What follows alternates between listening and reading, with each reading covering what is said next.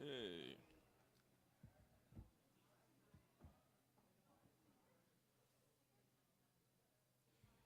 Okay, everybody. Let's get our friends and family from outside. Inside's been closed. This out. Of course, we still got, just to say this up front. For those of you inside the room, we're going to have a celebration at 6 to 8 p.m. And it's going to be very exciting. It's going to be a DJ dance and cash bar, but most importantly, it's food that we got to eat. So don't leave before we eat that food, y'all. So I want to welcome y'all to the closing session for this 10th anniversary of the CEEJH, this symposium, 10th CEEJH symposium.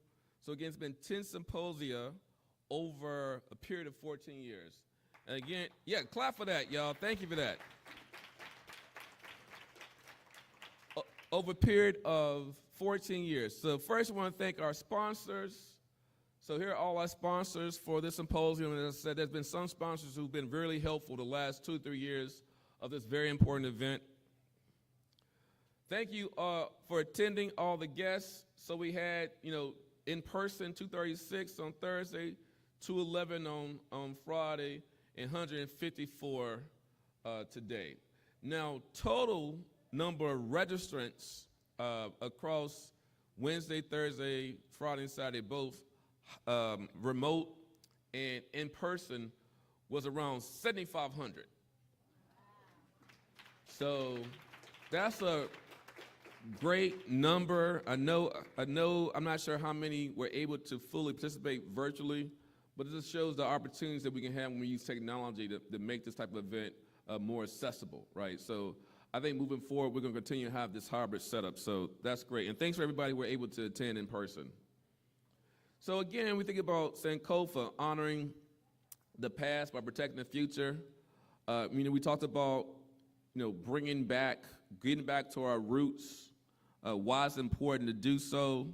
And I think we were able to do so successfully with the speakers that we've had over the past 4 days, starting with, Dr. Beverly Wright and her overview of history of EJ issues. And, she was speaking several hours before a hurricane was going to come through, right? We had sessions about the ECO program, of course. And I want to really give a shout out to, just fast forward to today, the youth session. They're not just Generation Next, right? They're Generation Now. And you heard the powerful words from youth about, how having more care, right? How to work together, making sure we create a space for them, how the youth are very engaged in using social media. So let's give the youth session, the youth attendees, youth panelists an applause. But Sankofa, learning from the past, reaching back to move forward and lifting as we climb. So of course we have a riveting keynote from Reverend Yearwood, and I've already kind of referenced some of the things that stood with me, how he impacted me with his words about the relay race, about partnerships, about having, this work is hard work to do, and having, have some kind of faith, something beyond you, having a support network. And, the EJ movement is about togetherness. It's about, family, so that was powerful. And of course, we heard from Mustafa Ali as well. And his work, growing up in West Virginia, and also he said Detroit, his work at the EPA. Remember, he talked about some of the early years, at the EPA. Mustafa's in the room. Of course, Beverly White was in the room. Vernice Miller-Travis was in the room for a lot of the early stuff at the EPA. And the role that the EPA has had in helping to, advance the environmental justice movement. And all, as Vernice said, Beverly said, Dr. Wright said, Mustafa said, in this moment, right, how important this moment is for the EJ movement. All the years of work, all the years of sweat, all the people who, I think Vernice said, people that we've lost, people that we lost in this movement.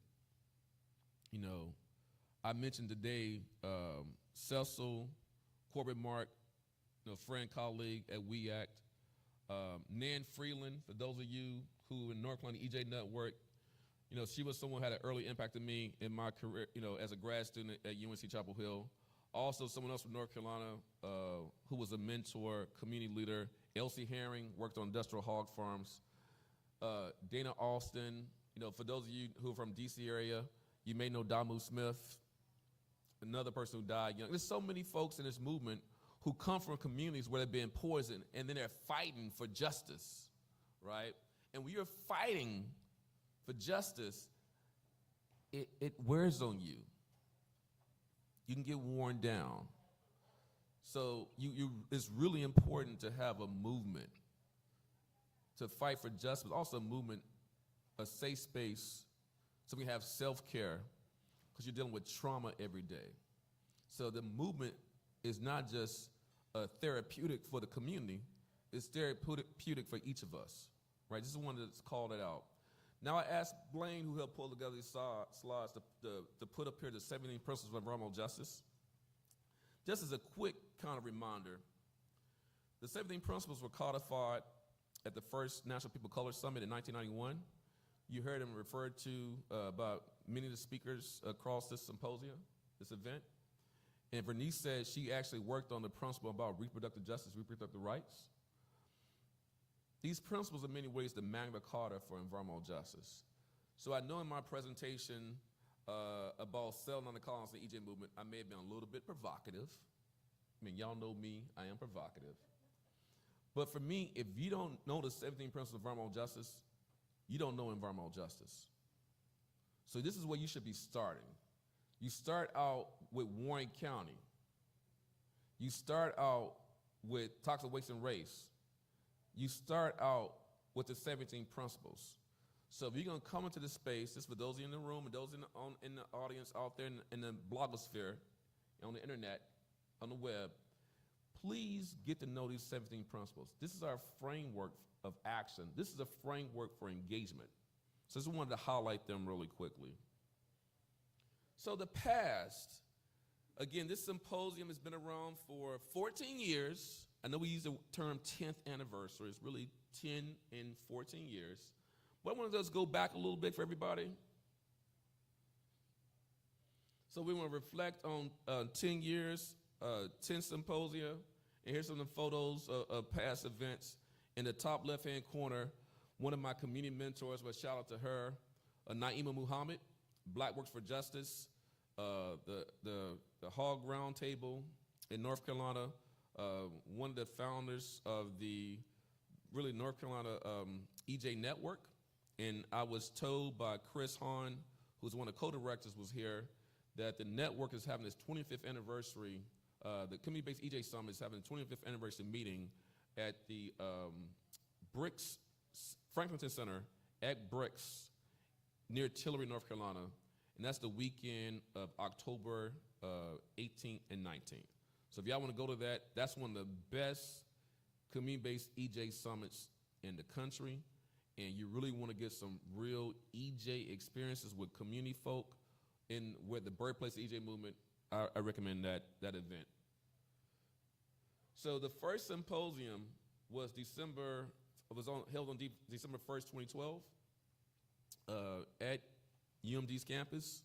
And one of the things I want to note, as I said previously, Vernice was our keynote speaker.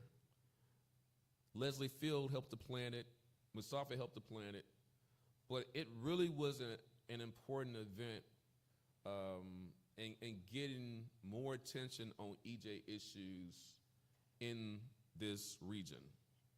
So that's just a quick highlight. We had about 500 people at that event. It was a one-day event, and it really catapulted a lot of things we're doing today. So I just want to show that one real quickly. Now, I was getting confused. I think I'm easily confused sometimes. Y'all don't say that. About what happened at the second symposium. Because I was looking through my notes, like, where's the second symposium on environmental justice and health disparities in the state of Maryland and the Washington, D.C. region? That was the original name. Someone said it again. Environmental justice, symposium on environmental justice and health disparities in the state of Maryland and the Washington, D.C. region. We cut that down to Washington, D.C., Maryland, Washington, D.C. Eventually it got cut down to EJ in health disparities, and now we just call it the EJ Symposium. But we had a special event with the Environmental Leadership Initiative on climate change. And we had an event April 2013 in collaboration with the Environment Section of the American Public Health Association. So this event was an event where we talked about cumulative impacts. If you can see in the title, if you see the picture, moving environmental justice forward, assessing, this is for my SBCLT friends, assessing cumulative impacts and developing public policy frameworks. We had this meeting in 2013, right? So we've been talking about cumulative impacts, y'all, for years. Now you see a cumulative impacts bill got passed in New Jersey. What was it now? Was it 3 years ago now, y'all? 2 years ago, 3 years ago? We got a cumulative impacts bill passed in New York. You got a cumulative impacts ordinance in Chicago. I think Colorado has cumulative impacts. Am I missing any? There's some other states, maybe Massachusetts, I think, has a little cumulative impacts. And of course, we've been trying since, 2014 to pass a cumulative impacts bill in the state of Maryland. We will do that in the 2025 session, right, y'all? Maryland? Let's make it happen. So this event was important because it was a collaborative event with the American Public Health Association. I happened to be chair of the environment section at the time. And I think, Kim, were you part of the environment section at the time, 2013?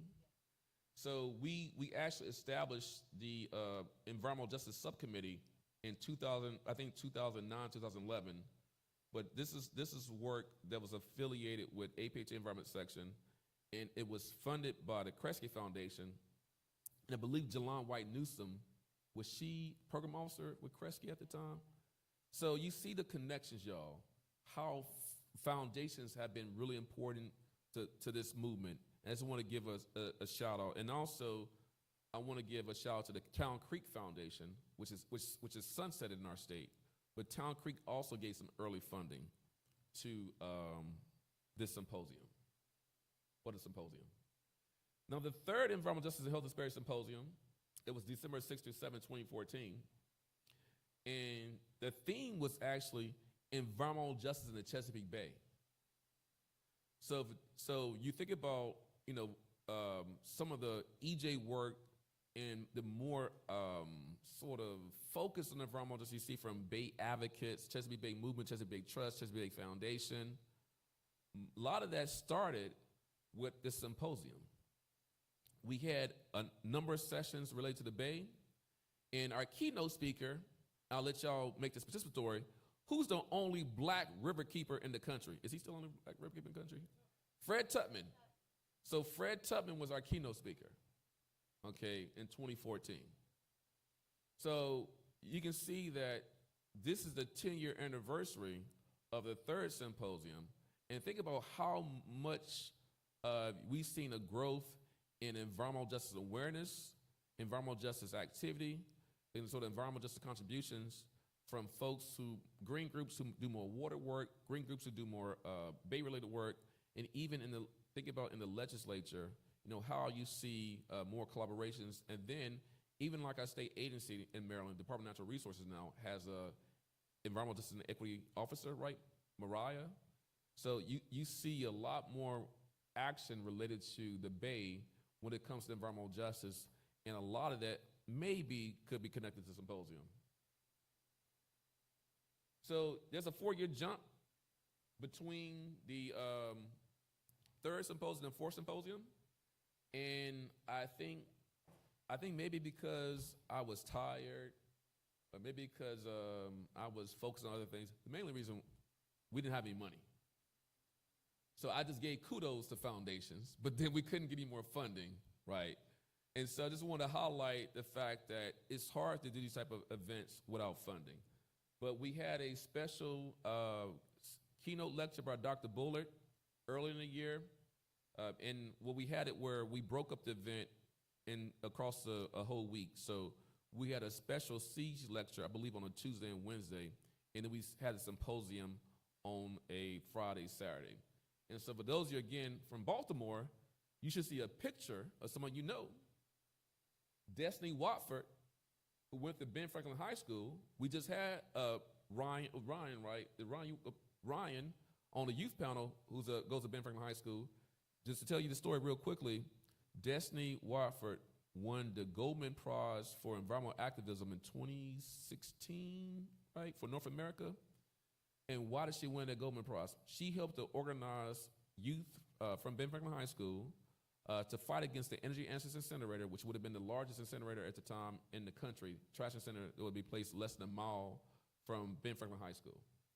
And so she helped to organize youth through what they called a Free Your Voice campaign, and they were able to stop that incinerator from being built.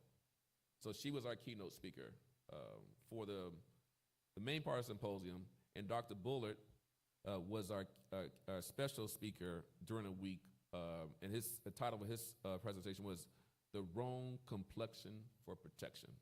So I think y'all get that point.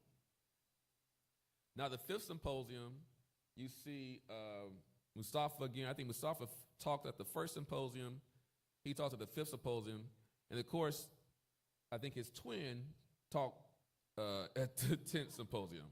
So you've seen a lot of Mustafa at symposium. So the fifth one was May 11, 2019. I think I got complaints one time from, I'm gonna shout out Maria real quick, Maria Payan. She asked me, I think you asked me, Maria, why you have it on Mother's Day weekend? Didn't you ask me that one time? So Mother's Day weekend. So some people weren't able to attend it because we had our Mother's Day weekend, and it was just it was hard to find a location and time on campus where the student union was available, so it was always available on Mother's Day weekend. So that's the reason why we shifted from December to Mother's Day weekend.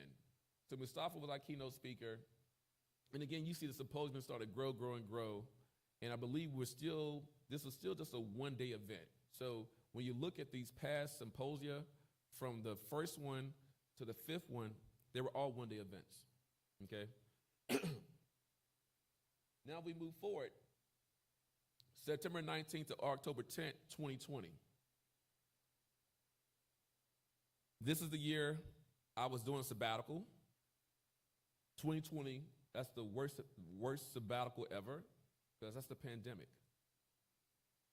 So we went completely virtual. And being that we went completely virtual, I decided this, hey, let's do the symposium across multiple days, across multiple weeks. So instead of having it all in, kind of like one day, we had special sessions. We had a session on the syndemic, 400 years in the making, intersection of racism, COVID-19, and climate inequity. We had that on September 19th. We had another session on report back on EJ issues, September 26th. We had another session on funding, October 3rd. Funding gap, closing the gap in governmental environmental justice funding. So we had sessions Monday, another Monday, and another Monday. That was a lot of work, and we never did it again. But this was the sixth symposium that was all virtual, and we had to do that because, of course, we were in a very, very important, extinction level event with the pandemic, COVID-19. The seventh symposium was pretty exciting. We had the EPA administrator give a video message, and we had Cecilia Martinez from CEQ. So you think about you had the new administration, all this focus on environmental justice. You had Executive Order 14008. You had these racial equity executive orders. You had a new administration that was focused on environmental justice, and Council of Environmental Quality was taking the lead. And so this is really cool to really talk about what the administration is going to do, hear about all these great programs.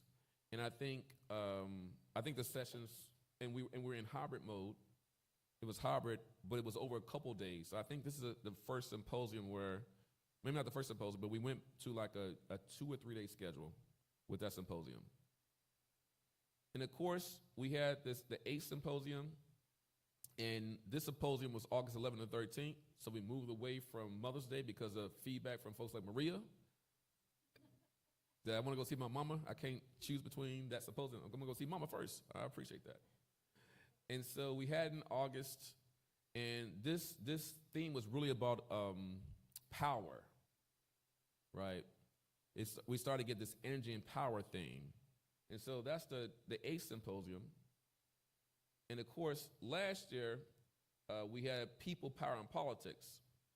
So you see Justin Pearson, one of our speakers. Y'all remember Justin from all the fights in Tennessee. Reverend Yearwood. And we also had a anniversary panel on the basically the anniversary of the Warren County PCB landfill fight. And so the reason I want to highlight that is we now have a symposium in September in many ways to commemorate the Warren County fight. So we're going to have, that's going to be like a constant moving forward. So we have a decade of progress, and we want to honor the pioneers. So, you know, think about all the people who had impact in the EJ movement. Think about all the people who have been a part of this symposium. And I want to go back to something Vernice said, and I appreciate the compliments she always provides me, but for those of you who know me, I do, in my own way, try to be humble. And she's talked about how I was a catalyst for what's happened in the region. Now, yeah, I appreciate that. Thank you for that. But one of the things I want to say is, you know, going back to my Wednesday kind of speech, that's Natasha calling me. She's probably asking where we are. So I'm not, if anyone can go out and look for Natasha and the two girls, help me out. Let them, he's speaking right now. Don't call again. So one of the things I said, I quoted Buddha, and just a follow on what Bernice said about how one person can be a catalyst. One moment can change a day, one day can change a life, and one life can change the world. I think that speaks to all of y'all in this room. How what you can do, you know, with your life. You saw me talk about Destiny Watford, you know, how it can be a positive ripple. So if one person can do that, then a movement of many moments, many days, many lives can also change the world, can change the country. So I just want y'all to take that message too as you move forward, you know, beyond the symposium, take this momentum from symposium in your work. So the Warren County PCB landfill fight. So we talked about, we had a special session on that fight, and we have a photo with the administrator, and you see Dolly Burwell, who in many ways is one of those mothers of the EJ movement, and definitely mother of the EJ movement in North Carolina. You see Dr. Reverend Benjamin Chavis in the back. You see the administrator holding up this something he signs, and you see a guy with a blazer on. He looks familiar. So that was the signing of the new Office of Environmental Justice and External Civil Rights. So you see the progress that's been made. I wanted to put in, yeah, let's clap for that. You see the progress has been made. So connect Warren County in 1982 to this signing, you know, over, 40 years later. And you'll see how long it takes to bend that arc towards justice, but we're making progress.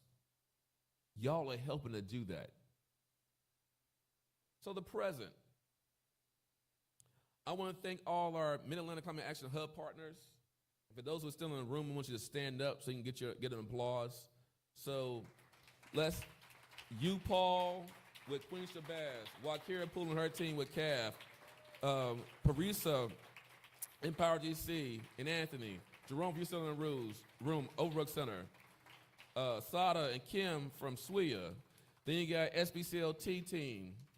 And we also have Mike and Maria Payan, Session Shin. I want to give them applause because, again, this work, this symposium is really for you. It's about you. It want to be other people, for the people, by the people. So y'all are a very important part of why the symposium continues, because you are the symposium, right? It's for the people. So I just want to make sure I highlight y'all. And then also for our Tic Tac partners, let's give them a round. It's some of the same folks. Y'all stand up again. So we have also Appalachian Voices, Dr. Bay and his team from Urban County and Pittsburgh. And I just want to highlight again, so the Tic Tac, remember I said early on, there's 75 plus sessions at this symposium that relate to the Tic Tac. We want to grow the Tic Tac and make sure the symposium is really having the most impact for folks who are experiencing environmental injustice issues. So you saw the agenda, right? So the agenda flows where the first day is international, national, okay? International, national, and virtual. Day 2 is more on policy and government. So you see a lot of government speakers on day 2. It's more on the Mid-Atlantic region. Day 3 and 4 are more workshop, skill building. So it's a little sad that we were less than 200 people in person on Saturday, because this is the day we have most of the workshops. This is the day we have most of the skill building. So if you're virtual right now, you're going to get some stuff out of it, but really you need to be here in person to get the most impact, right? And so the Environmental Finance Center over the last several days has held several grant writing workshops. Dr. Weeks held a grant writing workshop. So for the next year's symposium, which I will get to, we want to make sure we have more people in person to get that in-person consultation, coaching, and technical assistance. And so we're going to make sure that the Tic Tac and Match partners are very involved and more involved in making sure that agenda works and we can get outreach and engagement to get the folks who need the help to the event, okay? Thank you to HBCU Hub partners. Renato was here from West Virginia State. Dr. Barnes, this team from Morgan State, and Dean Corley and Mill Brown from Virginia State. So we want to make sure we engage our HBCUs as we move forward. And then thank you to the Match and Tic Tac team. So are any of the team members here in the room? Can y'all want to stand up? Dr. Holly, Bacola, Eli, Ariel. Is Pamela still here? No, Pamela's not still here. So I want to acknowledge all the hard work of our UMD team who's been working on matching TikTok. Any of the EFC team here, Environmental Finance Center team here? Y'all still here?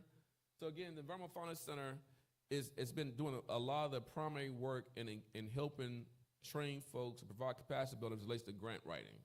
And for the Tic Tac and also Match. So they're the ones that you need support for any federal or non-federal funding. For those of you in the room or who are online, go to Director Cotting and Modessa with the Environmental Finance Center. As I said earlier in the previous day, they also have built a grants database that has a lot of the I think not all of them, but many of the federal and state and foundation grants for every state in the Mid-Atlantic region is in that database. So you're looking for funding from a federal source, it's in the database. Looking for funding from a state source, it's in the database. Looking for funding from a foundation in the region, it's in the database. So that's a great resource for everybody. So just to get back to honoring the team, it's been great to work with this team over the last, 13 years. And of course, the team has changed over the years. We've had people come and go. But our current team right now includes a younger version of me. That's the only good picture I have out on the blogosphere in the internet, so I just use that one over and over again. Lauren Papal, Pamela Bingham, Dr. Francesca Weeks. We have Ela, Ariel again. We have Blaine and Vivek, two of the PhD students, and Bacola and Holly. So y'all want to stand up? For those of you in the room again, give you another round of applause for the UMD team. So they've been working on a lot of projects. The team's working on a lot of projects over the years, including, building the hyperlocal air quality monitoring networks, our Mid-Atlantic Data Justice Collaborative, which is working with our AME and UCC churches. Want to do some stuff with our Divine Nine. We talked about that a little bit earlier today. More with Divine Nine on those issues. Also helping to manage matching and Tic Tac. We have a NIH-funded project. We have a disaster project in the Carolinas. We're doing work with Charm Center and with Hopkins. There's a lot of we do work with National Academy of Medicine. We have papers we submit for publication. There are a lot of projects, so there's a huge workload. But again, CEEJH has been doing science that serves the people, right? That's what we do. CEEJH has been doing work to liberate folks. Hey, fam. To liberate folks. Yeah, I will. To liberate folks from environmental, energy, and climate injustices. So just want to make sure that recognize the team. Also want to acknowledge all of our committed community partners. We just acknowledged our Tic Tac and Match partners, our enlightened environmental justice and green organizations. I know I may have gone a little bit harsh. Some of y'all said I was fine. Y'all said I was fine. Like that was like kind of like bland, Dr. Wilson, when I talked about colonizing and selling out the EJ movement. Oh, so somebody who, yeah, so you loved it, huh? But there are green groups that we work with that are doing good work, and they've been good allies. So special shout out to Rebecca Rear and with LCV, who's been doing good work. We also have Jennifer Kunz and others been doing good work in the state of Maryland. And we have folks at Zurich Club been doing good work across the region. So want to make sure we support them. And of course, the National Wildlife Federation as a parent on the Tic Tac. Of course, they're a big green under the leadership of Mustafa Ali, but our primary leader, who hasn't been able to be with us again, we have a shout out, is Dr. Adrian Hollis. So wherever you are, Dr. Hollis, let's give Dr. Hollis a round of applause. And additionally, I'd be remiss not to give Laura, I know Laura's in the room, let's give Laura a round of applause for the National Wildlife Federation. So Laura's like, Dr. Wilson, say my name. Where you at, Laura? Are you in the room, Laura? Can you stand up? I just saw her earlier. Okay, so gave Laura a shout out as well. Elected officials in Region 3 and in the Mid-Atlantic states, all the brilliant speakers, moderators, and volunteers. Give yourselves a round of applause, please.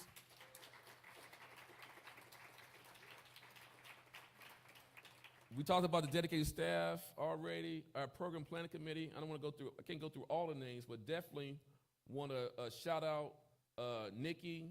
Nikki, you want to stand up? Shout out Michael. Shout out Lauren. Shout out Arthur. Shout out Eli. Shout out Dr. Weeks again. Shout out Blaine again, Vivek again. And then who else? And Jessica. Is Jessica in the room? One of our interns? It's volunteer room. Can I say, Jessica, there's been a lot of folks, there's been a lot of work, y'all, pulling our symposium. Let me say it this way. The team also acted as event staff. We're not going to do that again. I keep saying that every year. We're not going to do that again. We're not going to do that again. It's a lot of work to plan a symposium, and we have a lot of great volunteers who helped to plan it over the year. All the volunteers that are on the list, some folks that are not on the list, I want to give y'all appreciation too for helping out with the symposium. So it's been really good to have all your support to make this symposium the most successful symposium ever. This is our first time in the hotel, y'all. How'd y'all like the hotel? Okay. So that's shout out to folks in the School of Public Health who helped out. Shout out Katrina and the Marriott for hosting us. Let's definitely give Katrina a round of applause. Shout out to folks who cooked the food. That Mediterranean was tasty. And I heard y'all like the cinnamon rolls that I didn't eat. Y'all like the cinnamon rolls? And then we had great food at the art gallery, the art display. That was awesome. Shout out to the photography team, Barbara Gibson and Christopher Anderson, videographer. Going to shout out our DJ. Shout out printing as well, Ironmark Printing. Thank you for all the work. We had some last minute requests, and appreciate you putting that work in. Want to shout out our team from the Mid-Atlantic Justice Coalition. So let's give them a round of applause. I'm going to say a few words. So just a little bit of background. The first symposium, the outcome of the first symposium was the DMV-EJ Coalition. And some of y'all may remember the DMV-EJ Coalition. We didn't have a lot of money. Actually, we had no money. We didn't have a lot of staff. We had no staff. And that coalition kind of went away. But then after 2021 symposium, we said we need to start working on cumulative impacts again, right? And so we had the 2021, we had a cumulative impacts working group with legislators. And we were meeting with legislators on almost like a weekly basis in that fall. And so out of that 2021 work group, we said, hey, we should reestablish a coalition. And we started meeting about it. We started working with Namate. Is Jay Monteverde in the room? Jay and Vivek from Namate. We also started working with folks like in Parisa from Empower DC, working with some of our other groups. Who else we had? Maria, Payan, and Mike. We had a number of folks who were in those rooms. I think maybe even was Shashonda in those rooms too, some of those early conversations. And so that led to the establishment of this new coalition where we wanted to work across the region to achieve environmental and economic justice. And we were going around trying to figure out our names for the symposium. And we talked that we had a lot of names. And then I said, hey, let's go with the Mid-Atlantic Environmental Justice Coalition. First I had another name. What's another name? We had another name we had MAGE. but people didn't like Macy because it sounded like mangy. So so we came up with Mid-Atlantic Environmental Justice Coalition. I said, oh, that's magic. So, and then Maria's like, I love it. Right, Maria? Because some people didn't like the name. They didn't like it, but magic stuck. And so Mid-Atlantic Justice Coalition was born.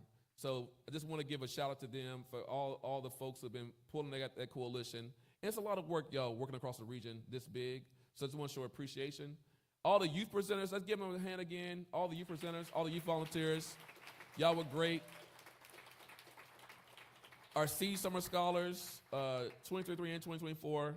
I want to give a shout out to our Climate Justice Fellows Program, which are not on this list, but all the Climate Justice Fellows who helped out, who presented over the last couple of days. Bowie State, Johns Hopkins students, Towson students, and please forgive us if we forgot anybody, but just really want to thank all the people who made this event a success. So let's give them one more round of applause, please.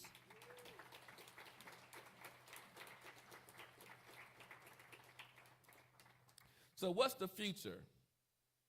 The future of this symposium. Well, we're going to keep moving forward. You know, we have a lot of work left to do. We have, what did Vernice Mustafa say, and Reverend say, we don't get anybody's 501c status in trouble. But, you know, one of the most important things to make the market work, it takes work. And one of the first things you have to do is vote. Vote like your lives depend on it. So that's the future. Can't have a symposium, you know, without voting.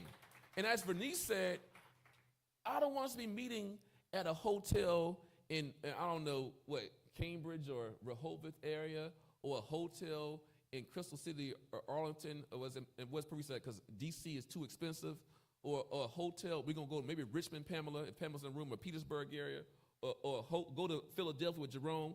I don't want us to be meeting in 15 years and having the same conversation. The symposium should go away because we've addressed the issues. So that's the vision for the future. In 15 years, we won't have this event anymore.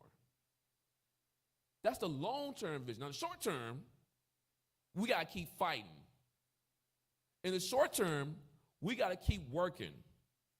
In the short term, we have to vote like our lives depend on it, because they do, right? So what you got to do? Vote. You can't vote more than once, but vote. Register. That's right. You got to register first. That's the first step. Thank you, sir. Then you vote. Another part of the future is this Mid-Atlantic EJ Fund. So we did have a conversation in the panel about the EJ Fund. It's the region's first participatory EJ Fund. And what was not shared, I'm actually the director of the EJ Fund. So Chesapeake Bay Trust is the fiscal lead, but I'm the official director. Yeah, I know it's another hat. I was trying to remove 3 hats. Now I added another hat, so we have to figure that out. But we want to make sure that the EJ Fund is successful. So remember, we have $18 million to give away to groups in the region. As you heard from Casey, we're going to be launching this fund soon with the idea of taking applications in the fall. So look for that. But also, when it comes to the funding out there, you should be applying to everything you can apply to, because it's your money if you're a frontline, fence line group. If you've been poisoned, if you're living in a sacrifice zone, if you're dealing with toxic trauma, that's your money. It's the people's money, so apply. Whether it be grant makers, whether it be the new solar partnership funds, I think it was just announced the last week or so. Please apply, y'all. If you need help, go to the Tic Tac. If we can't help you, we'll get somebody to help you. But get as much help as you can to apply for this money, because it's your money. So this fund is a very important part of this work. A new chapter. So this is one of the announcements. I won't say too much about this, but I want to say it's the right way. So we have launched a nonprofit called CEEJH Inc. And so CEEJH Inc. is going to carry forward a lot of work that we've been doing over the last 13 years at the University of Maryland, but want to be able to be more agile, nimble, and flexible, right, and be more responsive to the needs of frontline financial communities. So the idea is, for many of you like Maria, who else? Mustafa, Dr. Christy Federnick, Leslie Field, who else? Dr. Adrian Hollis. Many folks have said, hey, Shakobi. That's how y'all actually pronounce my name. It's Shakobi, y'all, just to say it. It's Shakobi. Shakobi, you should set up a nonprofit. Like, I'm too busy. I don't have the time to do it. Set up a nonprofit. So I've been getting feedback support for over 3 years to help a nonprofit. So it's something that's happened. I'm really excited about it.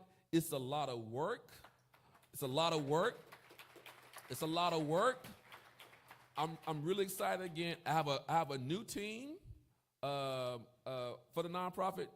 Some of them are in the room, but I won't call them out, shout them out right now. They know where they are.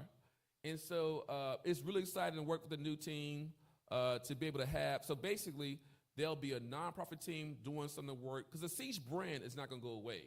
So there'll be a nonprofit team doing some of the work on the CEEJH Inc. brand, and then the university work will continue under the EJ Lab brand. So that's T.H.E.E.J.Lab. So it's the Health, Environmental, and Economic Justice Lab. So we got to do some rebrand work on the university side, and get some new branding out for the work on the nonprofit side. But they would not be able to work together because that's a conflict of interest, and I can get into that. But we want to make sure that the CEEJH brand continues to move forward, and we continue doing great work to serve communities in the state of Maryland, the DMV region, Mid-Atlantic, and beyond. So that's one of the new announcements. And then save the date. Save the date, y'all. Save the date. So the 11th annual CEEJH Environmental Health Space Symposium will be September 10th through the 13th. I was saying Marriott in Baltimore, but I was told, right, the Sheraton is part of the Marriott, correct? So it's still the Marriott family. So it's going to be at the Sheraton Inner Harbor, and we're going to be co-hosting this with our Tic Tac partners.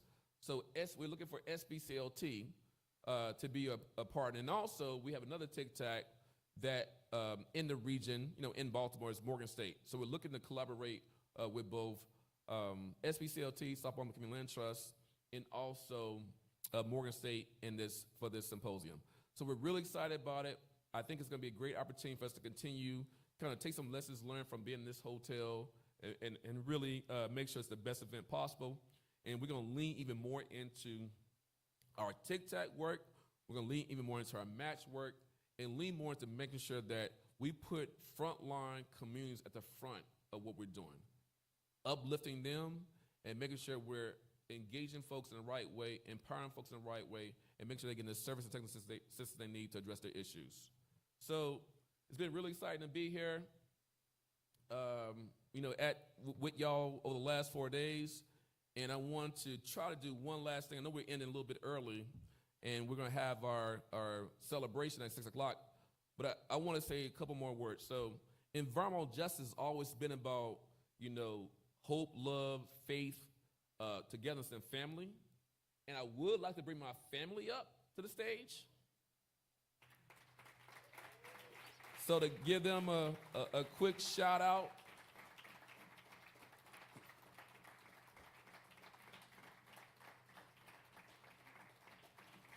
And I see. Come to the stage, y'all.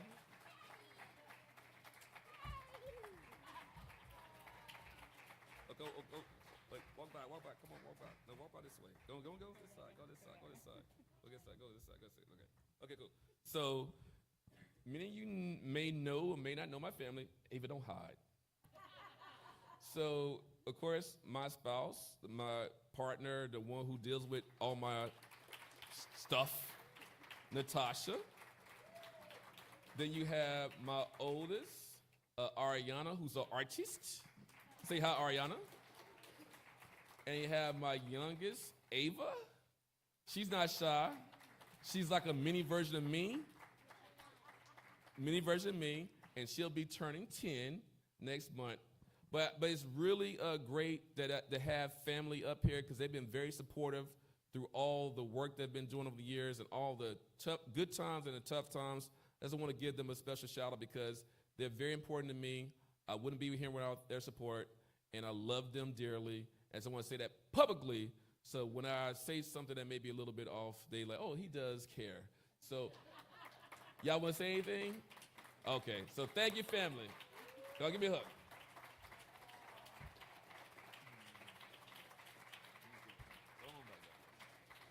Go. Okay. There you go. Okay, go. That's all. So I just want to give a special shout out. So they've been very supportive. There's a lot of, some of y'all know there's a lot of stuff going on. So and they hear all the stuff, y'all. They say, what's wrong with Daddy? Daddy, are you tired? Daddy, you are. And then they said to me recently, Daddy, you say the word racism too much. So I started saying discrimination.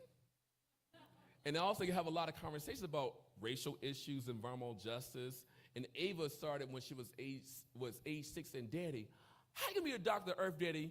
You don't have no soul in the house. How you gonna be a doctor of Earth, Daddy? You still got a gas guzzling car.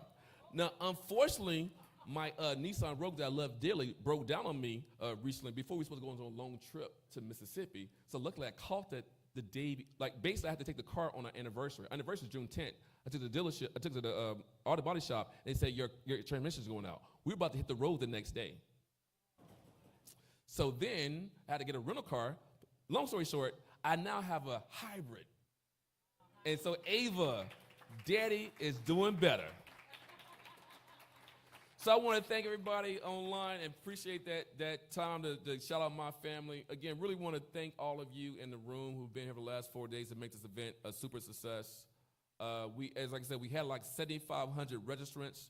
We had about 700 people, I think 600, 700 people across the 3 days who came in person.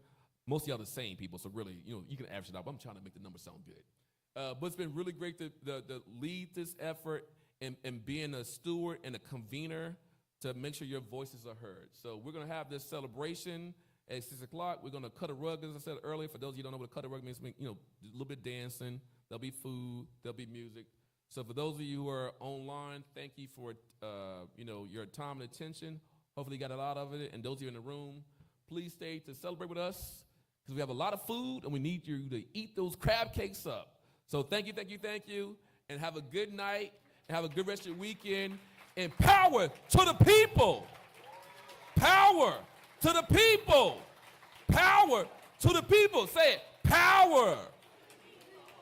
Power to the people. Power to the people. God bless everybody.